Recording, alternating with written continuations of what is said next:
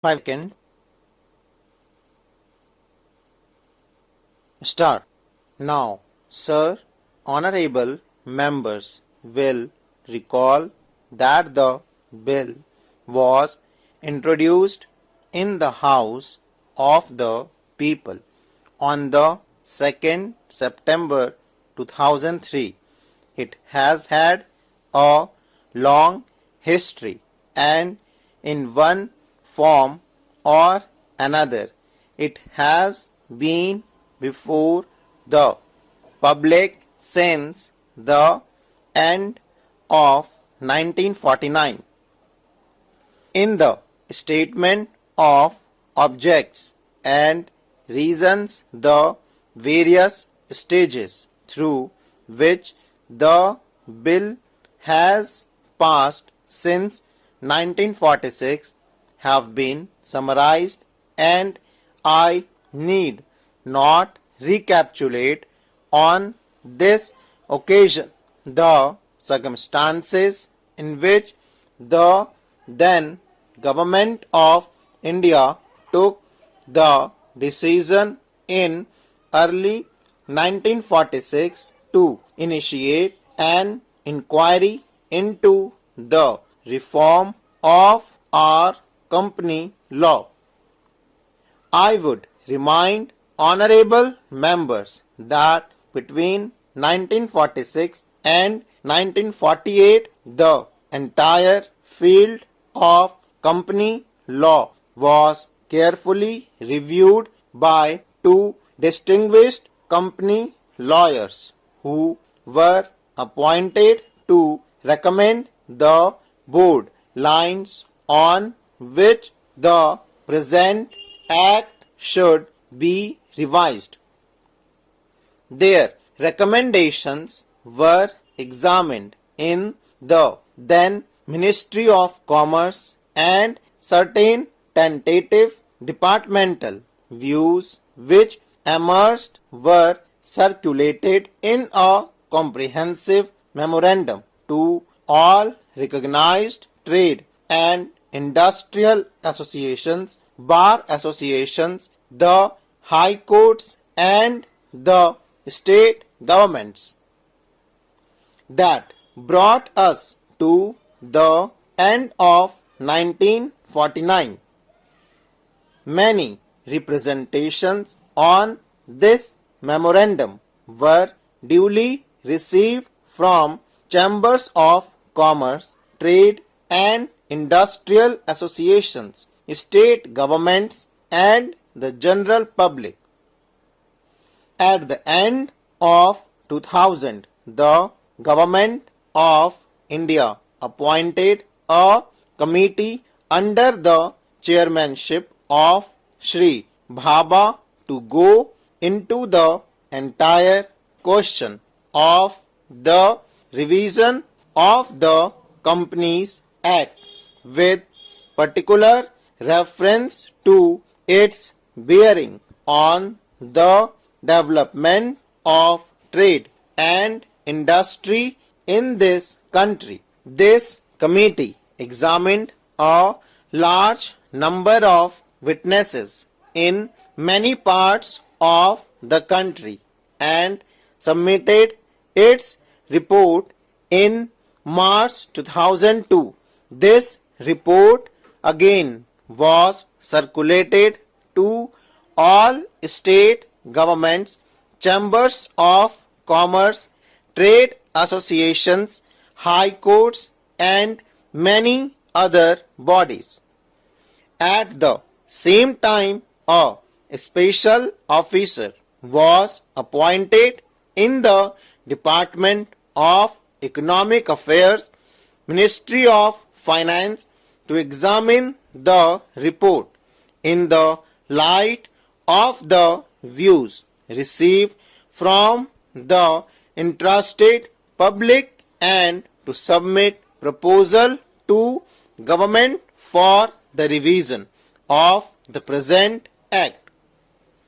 The bill now before the House is based largely on the recommendations of the company law committee modified in few particulars. Honorable members will notice that so far as public relations go, the bill has covered adequate ground. In a measure like the Companies Bill, however, which covers the entire field of the operation of joint stock companies, the limits of consultation and discussion can never be exhausted, and I would like to inform honorable members that although the bill was introduced in Parliament over 7 months ago, our officers have been engaged throughout this period in further studies and informal discussions with the interest concerned, and on occasions I have also participated in such discussions. I have also given some further throughout to some of the issues arising out of the bill, and I propose at the appropriate stage to bring before the select committee any changes in the provisions of the bill which seem to me to be worthy of consideration in the light of this further examination. Now, honorable members would have noticed that the bill contains clauses and 12 schedules.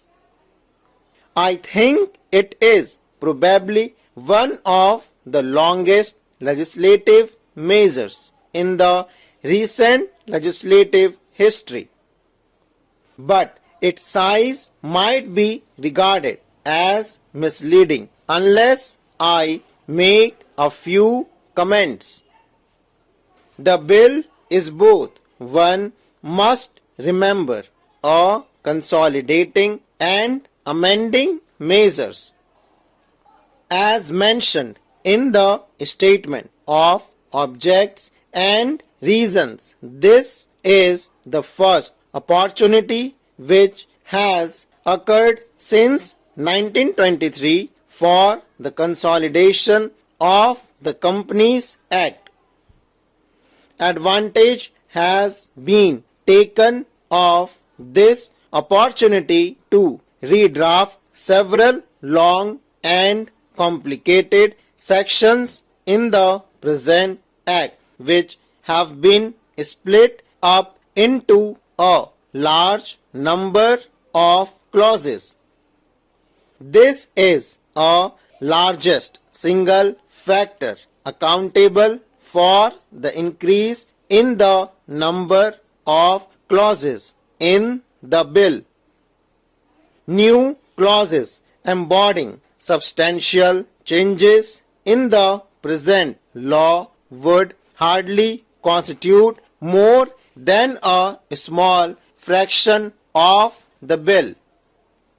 I would also draw attention to the structural changes in the bill to which a reference has been made in the statement of objects and reasons.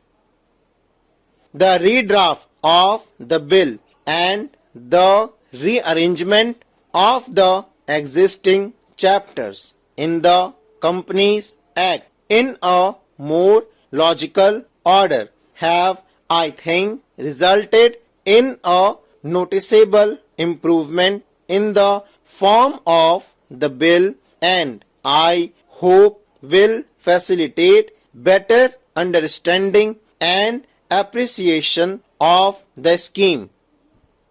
I wish that the Act which came into effect long ago was implemented properly. I know that the Minister here is very earnest in implementing it, but unfortunately his colleagues at the state level are disappointing him. Unfortunately, no steps have been taken for trimming or toning up the administration at the state level and at the district level. They have to be taken immediately. Stop.